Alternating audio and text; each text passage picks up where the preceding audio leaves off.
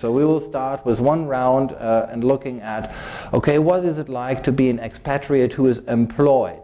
And what are the challenges for employed expats when it comes to taxation. Before we start into the first round of discussion, I think we should get a better idea of who the nice lady to my left is.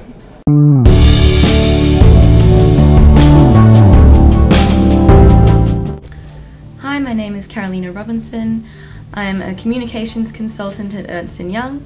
I've been an expatriate for 5 years, but I'm only 6 months into German life, and I'm just getting accustomed to the German bureaucracy. When I had to go to the Finanzamt, I just made sure that I had all of the paperwork that was required so that they wouldn't need to ask me too many questions outside of the general ones.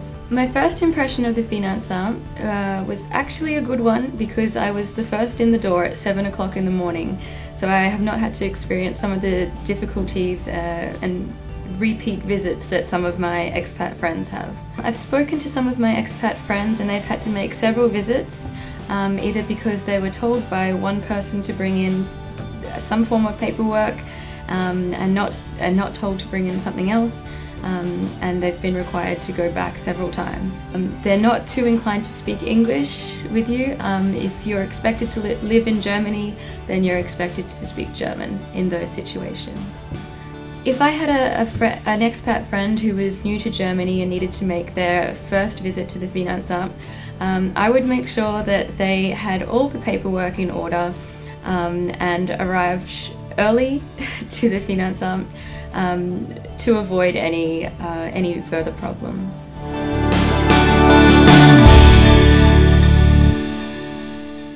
So we have to arrive early at the Finanzamt to avoid any problems and be well prepared. I think that is what we take from Carolina's statement. So how is it when an expatriate comes from all the way from Australia, being employed in a German company? Does she always have to get up at 5 in the morning so that she can be the first in the row in the Finanzamt? What are the tasks? What does she have to do? To be well prepared and to be in time when you deal with the German tax authorities is always recommendable. And I would assume that it's not only typical for German tax authorities but in other countries too. Perhaps quickly describe what would be the classical life cycle in terms of taxation for an expatriate? Well, the classical life cycle is that you have to go to several authorities when you arrive in Germany. So you have to apply with the municipal authorities first time to be registered as a German, as a person with a German residence, and then you will get automatically tax identification number, and then you have to go to the tax authorities to inform them about your personal tax identifiers, like your marital status, if you have children or not, and you will get there a wage tax certificate which you have then provide to your employer to enable your employer to withhold taxes in a correct way and also to register you with the social security authorities. It doesn't sound like anything you can do like in the first 2 days after your arrival. Is that right? No, I think there's an obligation for registration with the municipal authorities within, please correct me if I'm wrong, 3 weeks or so. And 1 week. If you intend to stay more than 3 months, you have to go within 1 week. Every German people has to do it as well. And I think it was a little bit easier for Carolina because he has a French citizenship besides the Australian, and so as an EU citizen, she has she has the right of free movement, and it's not so difficult for her, all this registration procedure. You have only one step to the municipal office, and then you will have the certificate that you are Freizügigkeitsbescheinigung, yes, yes, you are national. And which is true, but I've been an expat also in the UK and in France, and I found it different in Germany because you actually had to go in person and register your address, and again in person to the Finanzamt and register your address. And meet with them in person. And this was a critical difference How to did me. they do it in the UK, for example? The UK, you can prove if you have a letter that has your residence on it, and you have a bank statement, then you can do it over the internet or post. By internet, of course, but in Germany we are lacking a little bit behind as far as this is concerned, so no such thing as internet registration. We still have to walk into the office and get verify it. It's an extra check, I think, actually meeting with the person. I need to see you to get an evidence that you are real. And so, otherwise I have this uncertainty, is that a real person or not? Exactly. You mentioned an important point referring to the French citizenship. So there is a difference for European Union citizens and for non-EU citizens. Could you perhaps briefly explain a little bit what that difference between EU citizens and non-EU citizens actually leads to? Yes, of course. As an EU citizen, you are, when you have this EU Freizügigkeitsbescheinigung, you are enabled to live here in Germany and to work here in Germany. And when you are a non-EU citizen, you have to apply for a visa, for a residency permit, or for a working permit.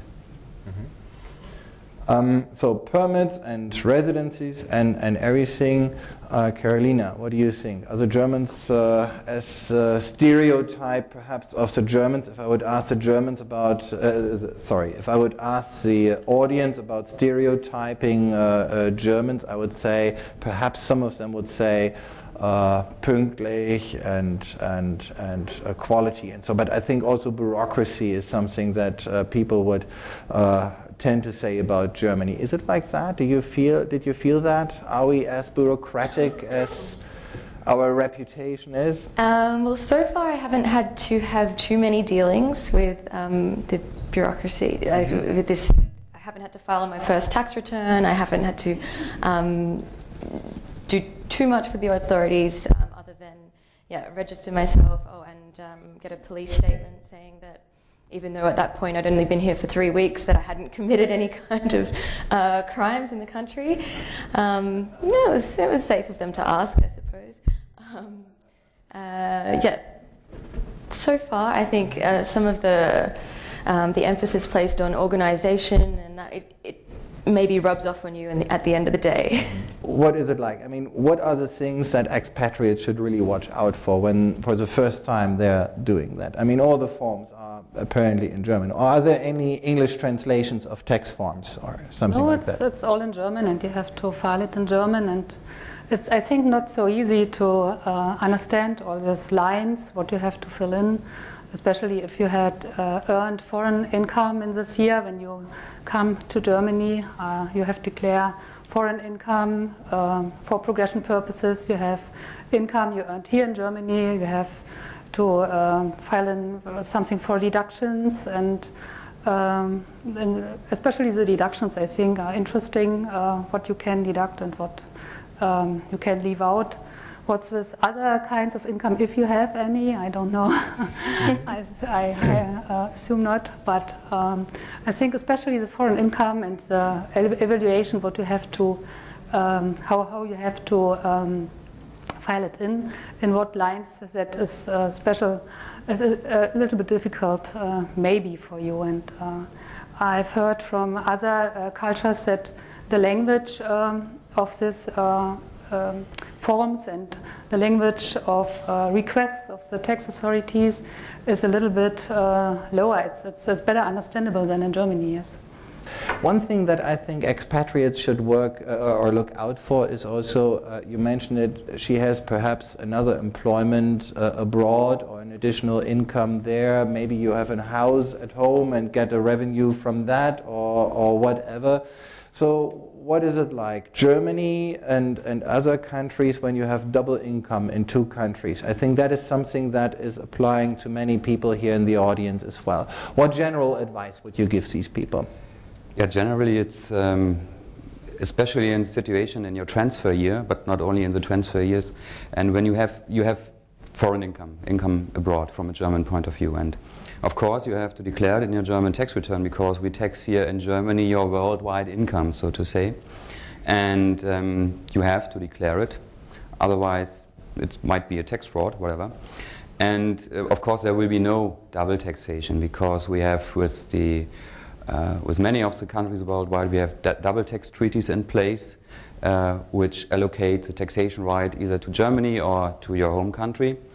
And but in any case, you have to declare it, and you have to provide a proof that this income is, when it is taxable in your home country, that it's actually it's actually been taxed in your home country.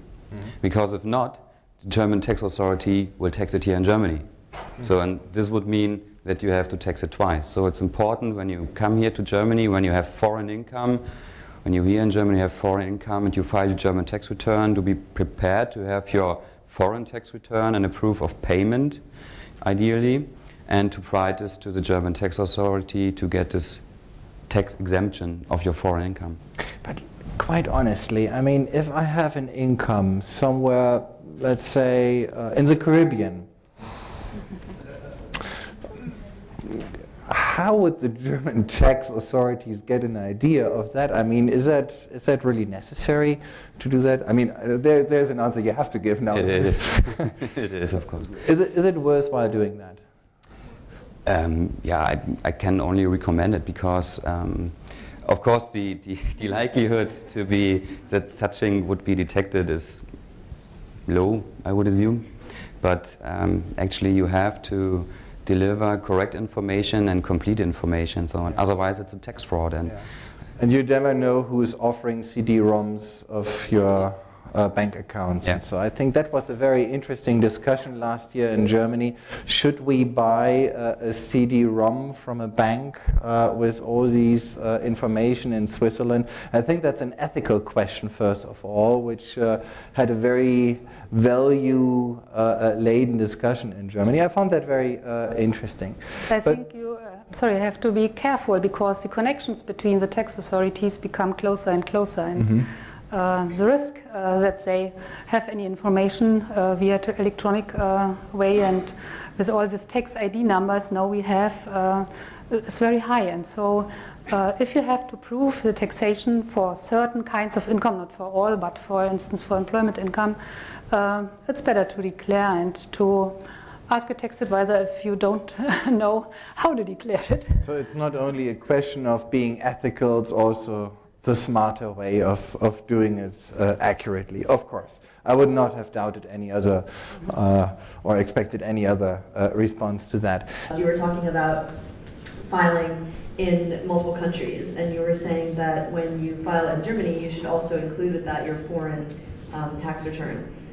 But how do you handle the question of which one happens first? Because, for example, for me, I'm from the US, and last year when I filed my US tax return, I did the German one first, and then I did the US one because I had to include my German one with my US one, or at least state how much money I had paid in taxes to Germany.